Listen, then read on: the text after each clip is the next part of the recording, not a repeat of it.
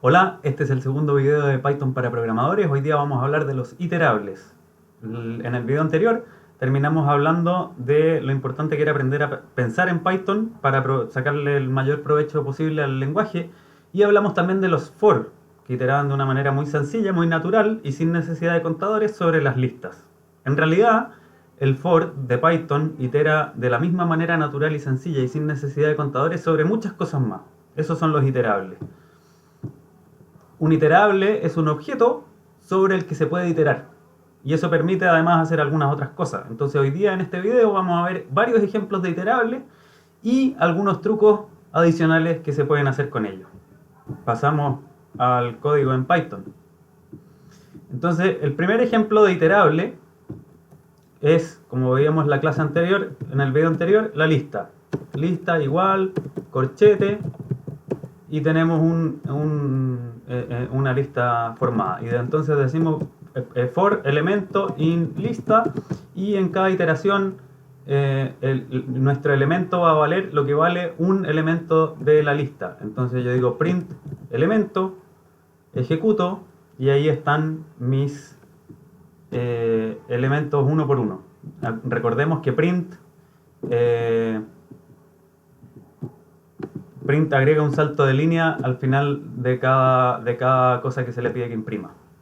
Otro ejemplo importante de iterable del que vamos a hablar hoy día son los rangos. A veces yo sí quiero tener un contador y no quiero construir la lista con el contador. Para eso existe en Python la función range, que es parte nativa del lenguaje. Si yo quiero que cuente de 0 hasta 5, sin incluir el 5, como el clásico for, i igual 0, i menor que 5, i más, lo hago así, con range de 5. Si quiero que parta en un número distinto del 0, le puedo dar el punto de partida, y va a partir en el número que yo le diga. Y si quiero que avance de 2 en 2 o de 3 en 3, se lo digo como el tercer parámetro. Y entonces ahí va de 2 en 2, 1, 3, 5, y el 7 es el primero en quedar fuera. Entonces, esta función range es un iterable nativo de Python, en que si le digo un solo parámetro, le digo cuándo tiene que parar. Si le digo dos parámetros, le digo cuándo comienza y cuándo para. Y si le digo un tercer parámetro, le estoy diciendo cuánto tengo que avanzar en cada iteración. La diferencia, la ventaja que tiene sobre la lista es que no lo crea en memoria. Entonces yo puedo hacer un código que gaste mucho menos memoria cuando tengo que hacer iteraciones grandes. Un tercer tipo de iterable son las tuplas. Las tuplas se pueden definir sin corchete. Se pueden definir con paréntesis o simplemente sin nada. Y funcionan, para efectos de iterar, funcionan igual que una lista. Digo mi tupla es igual a 1, 2, 3, 4, 5. Para cada elemento en la tupla ejecuto y ahí está el print de cada uno de los elementos. La diferencia radica en lo que puedo hacer y no puedo hacer. Las tuplas no se pueden modificar. Las tuplas permiten hacer funciones que retornen más de un valor, porque pueden retornar una tupla. Esta tupla en realidad es un arreglo, pero la gracia es que en la tupla yo puedo poner números y strings, por ejemplo. Entonces, igual que en una lista también. Y la gracia de Python es que es casi totalmente transparente a los tipos, entonces puedo hacer cosas como esta. Entonces, si quiero hacer una función que retorne más de un valor, hago que retorne una tupla con los valores que quiero que retorne. El siguiente tipo de iterable que vamos a ver hoy día son los strings. Créalo usted o no, los strings también son iterables. Yo puedo decir string igual hola, ¿cómo estás? Y digo por cada elemento en el string, imprimo el elemento y ahí tengo cada una de las letras de hola, ¿cómo estás? Con esto uno podría hacer en muy pocas líneas de código un convertidor de alfabeto latino en Morse, por ejemplo. Siguiente iterable, los archivos. Y aquí viene la cosas bastante amigables que tiene Python. Tengo aquí un archivo de ejemplo que tiene una lista de países de Sudamérica. separado por coma viene la capital del país y separado por coma para tener un tercer elemento, el código de internet de ese país. Entonces tenemos aquí, esto es la estructura de un CSV común y corriente, ¿verdad? Un archivo de valores separados por coma. Vamos a ver más adelante que hay maneras más amigables de hacer esto, pero hoy día lo voy a hacer de la manera nativa de Python. Para la otra necesitamos librería. Entonces vamos a decir archivo es igual a open, el nombre de mi archivo, que se llamaba archivo.txt, y al igual que en otros lenguajes de programación, yo pondría el modo de lectura. Pero el modo de lectura por defecto, cuando no le digo nada, va a ser el modo de abrirlo por defecto, cuando no le digo nada, es lectura, R. Entonces puedo ponerlo o puedo omitirlo, aquí un comillas, R comillas, porque si no lo pongo, va a entender que es R, lectura. Y puedo iterar sobre el archivo. ¿Qué va a tener en cada iteración? Una línea. Entonces cada línea del archivo, en cada iteración, cuando itero sobre el archivo, el valor iterado va a ser una línea del archivo. Si ejecuto esto, ahora están las líneas de mi archivo. Aquí quería llamar la atención sobre dos cosas. Primero, que se salta una línea en blanco después de cada línea del archivo. ¿Por qué es eso? Porque esta línea sobre la que estoy iterando incluye el salto de línea que traía el archivo original y además se suma el salto de línea que se agrega al final del print. ¿Cómo puedo arreglar eso? Bueno, los strings en Python vienen con varias funciones nativas, con varias funciones intrínsecamente unidas al string. Si hablamos de programación orientada a objetos, vienen con varios métodos de strings. Entonces yo aquí puedo decir línea.replace y que me reemplace todos los saltos de línea, \n, por el string vacío. De manera que eso va a sacar el salto de línea cuando lo haya, y si lo ejecuto ahora, ya no están las líneas en blanco entre medio. Otra cosa sobre la que quería llamar la atención es, esto es un clásico de la computación, ¿verdad? Sobre todo en sistemas más antiguos hay un problema de encoding, de cómo están guardadas las letras con acento en el archivo. Como pasa con la mayoría de los programas, de los archivos de texto generados con programas modernos hoy en día, esto está guardado en un encoding que se llama UTF-8 o Unicode, que usa cuando los caracteres especiales usan 2 bytes. Entonces ahí hay una U con acento que está representada en la consola como 2 letras.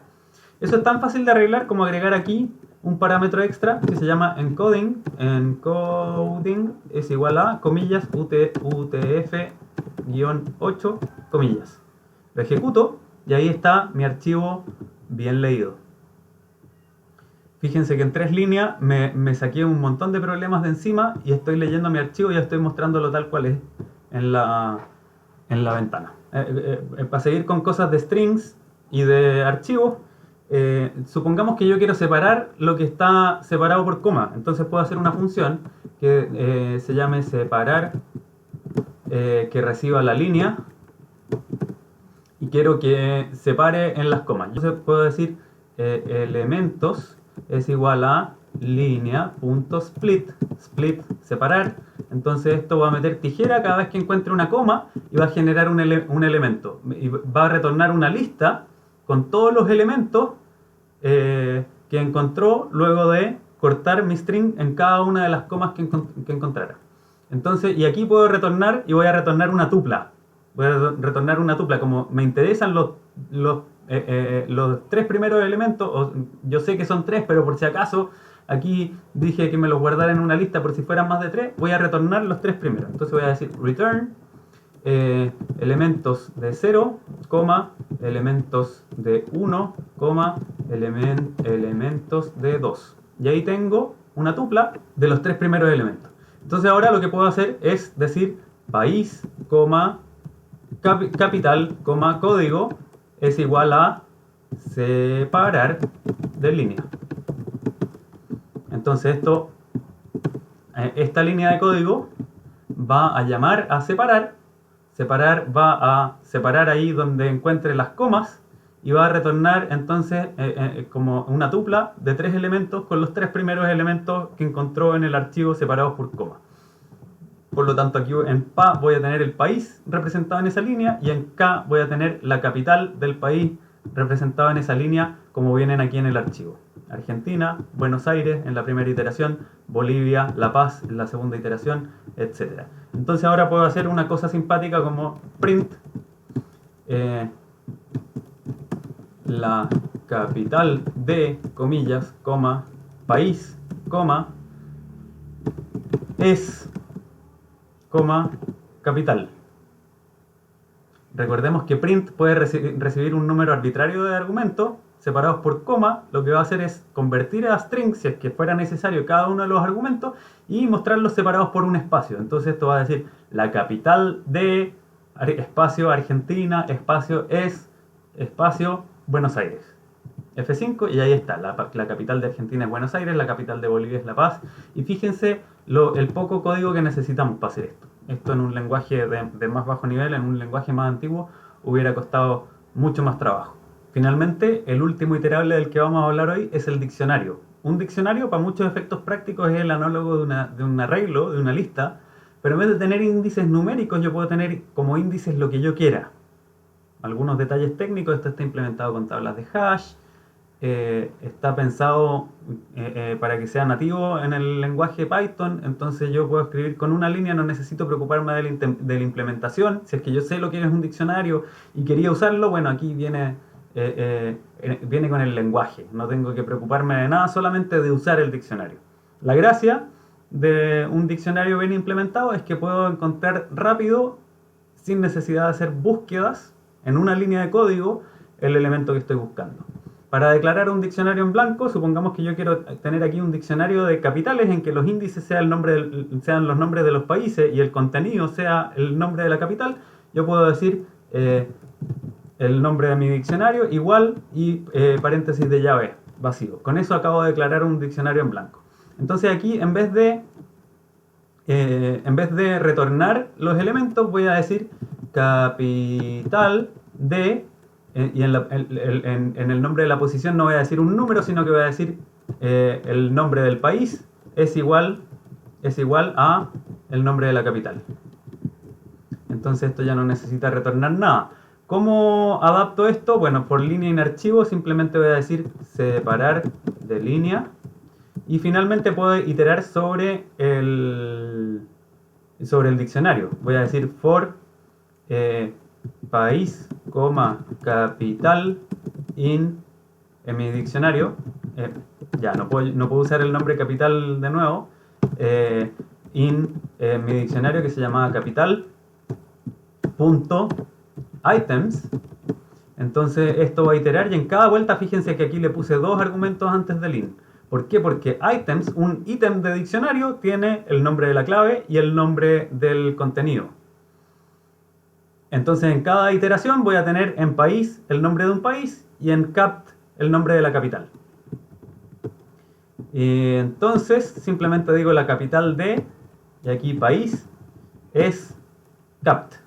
Ejecuto y ahí está mi programa haciendo exactamente lo mismo que hacía antes.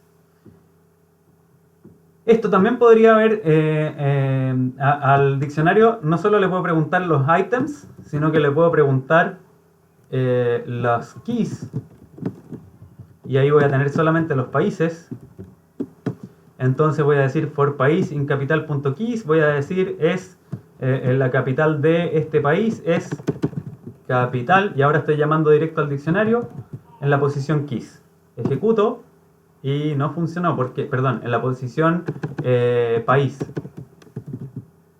Ejecuto y ahí está de nuevo mi programa funcionando.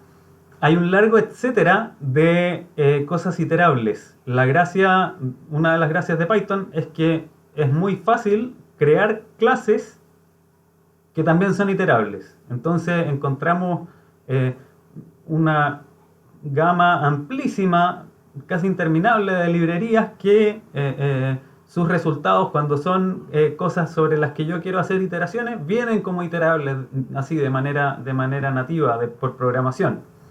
Otros trucos que se pueden hacer con iterables en Python, en primer lugar, crear listas en una línea. Con la sintaxis de Python permite hacer un for en una sola línea, y eso dentro de los corchetes de una lista, y lo que es el resultado del for, en vez de imprimirse en la consola, en vez de guardarse en una variable, se va guardando directamente en la lista. Así yo puedo hacer, por ejemplo, lista, esta va a ser la lista de los cuadrados perfectos, es igual a corchete, y por i, for i in range de 1,11, y eso me va a hacer los cuadrados perfectos del 1 al 10, ¿verdad? Y después digo print de lista, y ahí están mis cuadrados perfectos del 1 al 10. Entonces la sintaxis de esto es esto, igual que un for, ¿verdad? Igual que cualquier otro for. For, el nombre que va a tener la variable con quitero, in, el iterable, que en este caso era el range del 1 al 11, y finalmente lo que hago. Y esto Python lo interpreta y va guardando los elementos de cada vuelta de la iteración en una lista, y la lista queda creada y la puedo usar. Siguiente truco, ordenar. Python viene con el método para ordenar incorporado en el lenguaje. Yo tomo cualquier lista, 15, 53, 31, 11, 18, 88, 80, F5, y ahora digo sorted de lista. Fíjense que lo pinta con color palabra reservada del lenguaje, y ahí está mi lista ordenada de menor a mayor. Y si digo lista.sort, ahora lista está ordenada internamente. Esto se puede hacer con cualquier tipo de lista. Yo incluso puedo especificarle a Python cuál es el criterio con que quiero iterar, pero de eso vamos a hablar más adelante. Puedo iterar de manera inversa, puedo ordenar listas de listas. Es más o menos inteligente en saber con qué criterio quiero yo que me ordene. Siguiente truco, la función zip. La función zip es tremendamente útil para iterar. Supongamos que yo tengo esta lista de números y tengo otra lista con cosas que yo quiero juntar. Supongamos que son letras. Ahí está. Entonces, que yo quiero iterar con las dos listas al mismo tiempo. Entonces voy a decir for número, letra, in zip de lista, otra. Y esto va a agarrar, en cada iteración va a agarrar un elemento de cada una de estas listas. Entonces en la primera iteración n va a valer 15 y a va a valer l. Y de hecho, efectivamente, esto me hace pares ordenados. Zip genera un iterable de pares ordenados, o de tuplas, tríos, cuartetos, lo que sea, de tantos elementos como yo le pase como parámetro.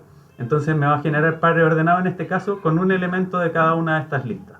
Y entonces yo puedo decir print n, l, y en cada vuelta me va a decir 15a, 53b, 31c. El último truco del que vamos a hablar hoy día en el contexto de los iterables y de pensar en Python es el paso de parámetros con asterisco. Las funciones reciben un conjunto de parámetros separados por coma. Eso se parece mucho a una tupla, y hay veces en que es mucho más cómodo llamar a una función pasándole una tupla con la intención de que cada uno de los elementos de la tupla corresponda a un parámetro. Eso se puede hacer con Python gracias al asterisco. Vamos a ver cómo se hace. Entonces, supongamos que yo quiero estandarizar esto y voy a hacer una función que haga muestra en pantalla. Entonces voy a decir aquí def mostrar, que recibe un país y una capital, y simplemente escribe en la pantalla la capital del país es capital. Esto se va a llamar como, yo diría, mostrar país, capital. Pero ¿para qué hacerlo así si yo podría decir para cada par simplemente mostrar asterisco par? Este par, como su nombre lo dice, es un par ordenado en que el primer elemento es el país y el segundo elemento es la capital. Entonces eso, que es una tupla de dos elementos, yo aquí le estoy diciendo, esos son tus dos parámetros. saca el primer parámetro como el primer elemento de la tupla y saca el segundo parámetro como el segundo elemento de la tupla. Yo ejecuto esto y sigue funcionando. Entonces con asterisco, si yo en vez de pasarle la cantidad de parámetros que la función necesita, le paso una tupla con esa misma cantidad y le antepongo un asterisco, es lo mismo que haberle pasado a la tupla cada uno de los parámetros por separado. Esto tiene un montón de aplicaciones para hacer nuestro código más elegante, más corto y también en muchos casos más eficiente. Eso es todo lo que tenía para hoy. Espero que les haya gustado.